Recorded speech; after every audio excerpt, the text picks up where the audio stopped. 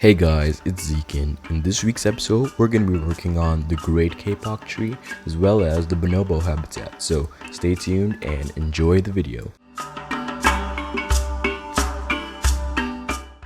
Okay, so as you can see, I'm starting to work on the Great Kapok Tree, which is inspired by, well, not inspired, based off of the Kapok tree at the Jacksonville Zoo over at Florida.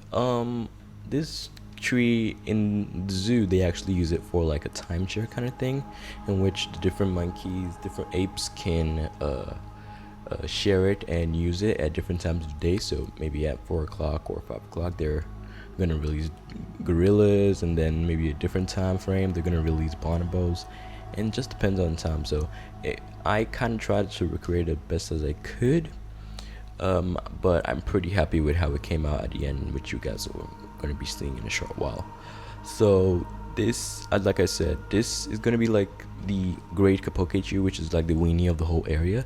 And I've not said this, but this is going to be like the start of the African area over here, in which is going to be like African savanna animals like apes and giraffes and zebra and different types of savanna animals was going to be located in this area. And so this is kind of a nice start to it. And so placing down the weenie, which is the Great Kapok Tree, is a really great start to it. So anyways, in this episode I'm also going to be showing off the Bonobo habitat. I sadly could not include that in the speed build because this video was going to be like a heck of a long video if I included it, so I just decided to remove it. And besides, I didn't really capture most of what I did on the speed build, so it was best I just left it out. So you guys check that out in the live portion of the video, which I will leave a link to it in the description below, so you can skip ahead to the video. So anyways, the Kapok tree this took a really long time to build. As you're seeing, it looks fast, but this is 5 hours of work compressed down into like a 28-minute video. So really heck of a long time. So I'm really happy with how it came out at the end of the day. It was certainly worth it. So anyways, as you can see, I'm using a mixture of the log pieces and the little wooden kind of twig kind of pieces, which create this kind of nice disturbed root effect, like the roots of a tree. And so it looks pretty cool. When I actually combined all the log pieces together, it forms this nice kind of tree trunk texture that I'm really happy with. At first I didn't really think it was gonna come out as good as it looks, but I'm pretty happy with how it came out anyways. So most of the reference images I'm seeing of Kapok trees, I'll put up one right now. They have this nice winding root system, which is really cool. And so their roots are actually kind of a scatter around the place. So I try to recreate that in the game, and I'm pretty happy with how it came out. At the end of the day, this whole tree came out about 1,000 pieces. I don't know, but it was pretty minimal to the context of what we can achieve in the game. So I'm really happy with how I ended up with. So Kapok trees have this root system, which it spans out from the main tree trunk, and it spirals around the place. So I made like about 3 or 4 different roots that spike out from the bottom of the trunk, and so really happy with how it turned out at the end. I used the log pieces, like I'm saying, as best as I could, and a mixture of that realistic log we have in the game, which is a whole full log, and I just put that down. It has this nice different texture in which it makes it look like some parts of the tree are older than some others, and it makes some parts of the tree look more wet than others, and I'm really happy with how it turned out. So yeah, so generally speaking, roots of trees they grow out as wide as the canopy grows. So the larger the canopy, the larger the root system, the more the spread of the roots. So the radius of the canopy is the exact radius of the root system. So I try to make that as the best as I could. So I got so many tips from Mike. He said that the root system, the like branch system of trees and stuff, they point more upwards as time moves on. So at first they may point outwards to the sides, and then after some time they tend to grow upwards. And because obviously I think sun and photosynthesis and everything, and so I try to. At first I actually made the roots, and they kind of look like like arms, and so I went ahead to modify that a little, and I was pretty happy with how it came out. So props to you, Mike, for that. So anyways, as you can see, I put these art shapes down in the tree trunks to give me a nice like follow and path to follow, because if I don't do that, I wouldn't really have a good plan down, and the tree would end up looking a bit out of place and unrealistic. So I put down the art shapes to kind of give me a nice plan for me to follow as I'm putting down the logs and everything. So this is directly based off of the one at Jacksonville Zoo, like I said, and so it has this really large root that comes from the side and it comes out and protrudes. So that's what you guys are actually seeing me doing right now, and so I put it out. And then so another thing I did later on in the video was I put down a kind of system of tunnels for the monkeys and apes to pass through. This is actually from the Jacksonville Zoo, and so they have this kind of nice overhead walking pathway for the apes and stuff. So this in the game doesn't work out. Like, I tried so much. I put the path down in between, I put the log pieces, I put the posts and everything, but it still did not climb through. So I cut that out of the video, and so you get to see how I started building it and later in the video, but that didn't work out for the context of what I did. So it ended up just being like a kind of implied kind of thing. So let's just all imagine that the apes actually used the overhead paths in the game. So yeah, as you can see right now, I am placing down the roof structure, the canopy for the tree, and this is a kind of, because this is an artificial tree, this is meant to be like an artificial tree. I placed down like a structure for it. Then I placed down some of the, I forgot. It's actually a plant. In the actual zoo, they don't use actual plants and stuff. They use kind of like these plastic kind of canopies for it. But in the context of the game, we don't have anything that looks like that, and the ground cover in the game looks stunning, so I just decided to use that. I've forgotten what particular ground cover I used, but I used the ground cover in the game. And at first I tried to use scabioli, and then I switched it up to vines, but at the end of the day, I think I ended up with something that looks pretty cool, as you're seeing right now on the screen. Pretty much, I'm kind of running out of things to say, so I'll catch you guys in the live portion of the video, which I'll put a timestamp in the description below if you guys like to check it out and skip ahead. So you can sit back, relax, and enjoy the rest of the time lapse.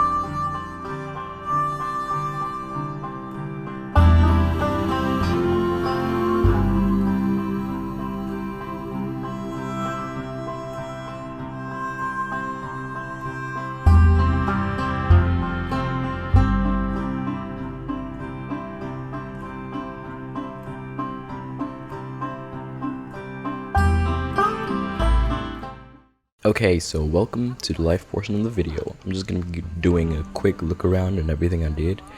And yeah, okay. So as you walk from the rest of the path towards this area, this is gonna be like the African kind of forest area. That's why I named it African forest. It's loosely how based off of the African forest over at Jacksonville Zoo, Florida.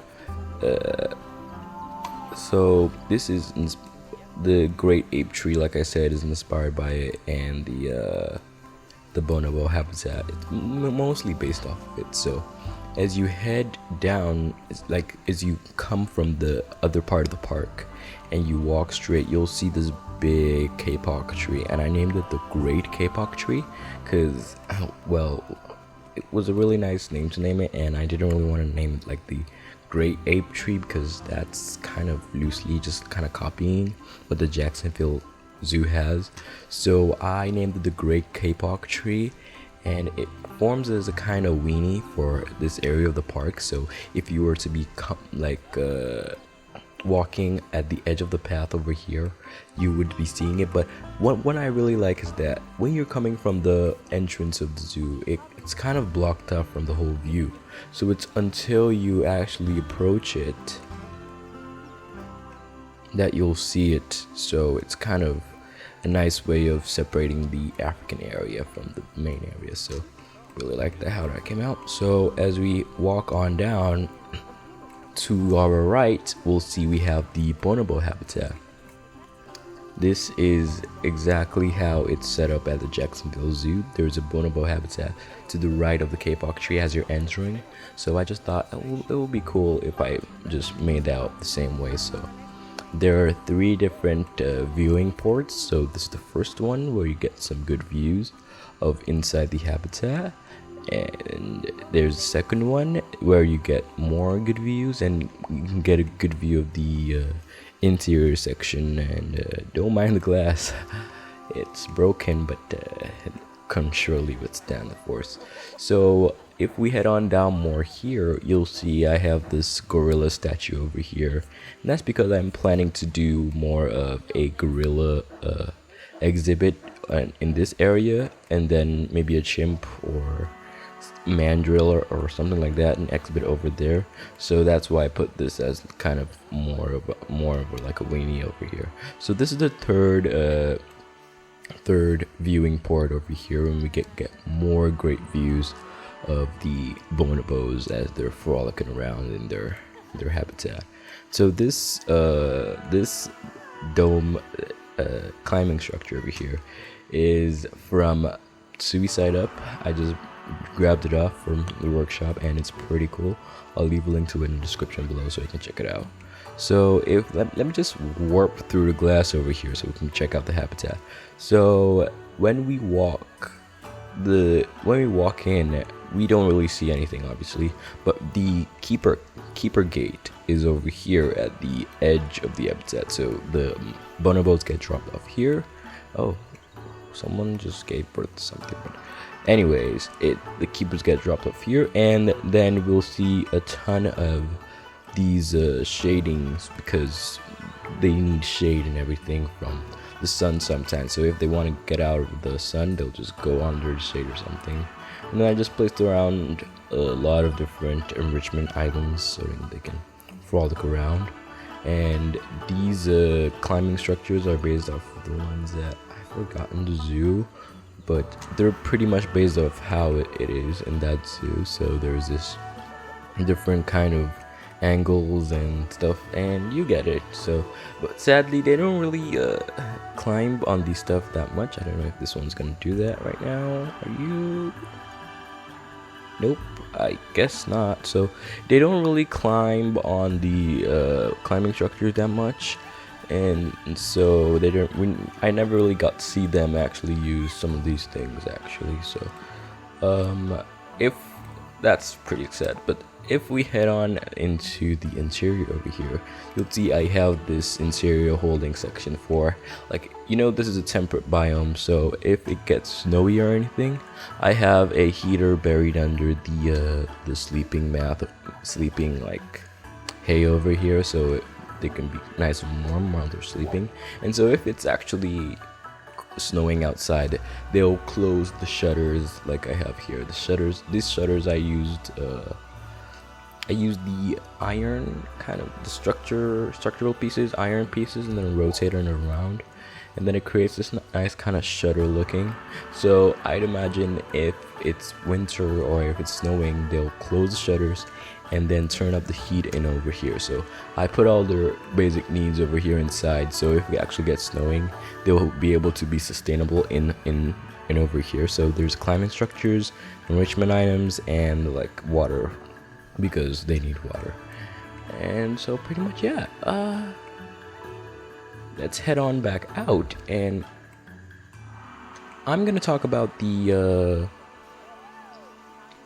overhead walkways over here.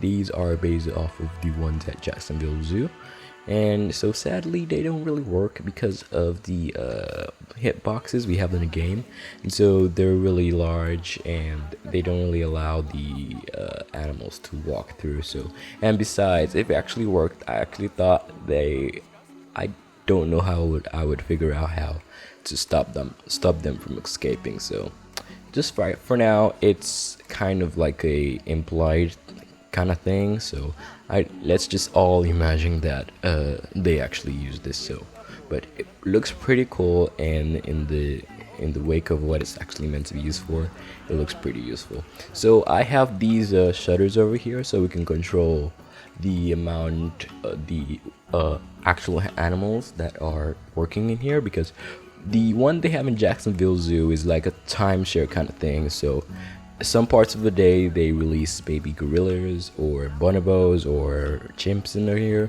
so it's connected to all the habitats. So but the routes of the habitats are separated by these shutter doors over here. So that was pretty cool. So this is gonna head to maybe like the chimp habitat over there, or mandrill, I don't know. But this is pretty much the start of the African area in the zoo. So I put down a lot of these African structures over here and make it look nice. And so yeah, I'm planning for the left over here to be like a big plain field of savanna and everything, for like a mixture of habitats. Like, well, the animals will share a habitat, like giraffes and zebras and ostriches. They'll be all in the same habitat with these big plain over here. So that's a pretty cool thing I'm hoping for, and hope it will come out pretty well. So that's for later episodes. So anyways, I think I'm done with the life portion. So if you enjoyed the video, be sure to hit the like button and subscribe if you're not. And when you're subscribed, please be sure to turn on that notification bell so you can get notified whenever I post anything new. And so yeah, that's all I have for this week, guys. And see you later. Until then, bye for now.